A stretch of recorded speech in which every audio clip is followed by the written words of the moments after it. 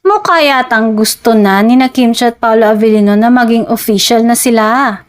After kasi nilang magduet sa isang musical variety show na ginanap sa Canada, nagtanong si Paolo kay Kim. Gusto ko lang sanang tanongin si Kim, ano nga yung title ng kanta? Sagot ni Kim, bakit di totohanin? Pagkasabi nun ay bigla siyang napatili, halatang kinilig. Ulit na tanong ni Paolo kay Kim, kung ano raw ulit yung title ng song na sinagot uli ni Chinita Princess ng bakit di totohanin? Pagkarinig nun, sabi ni Paolo, bakit nga ba? Agad namang sumagot si Kim ng, gusto mo ba? Natawa naman ang aktor sa naging sagot ng kanyang ka-love team.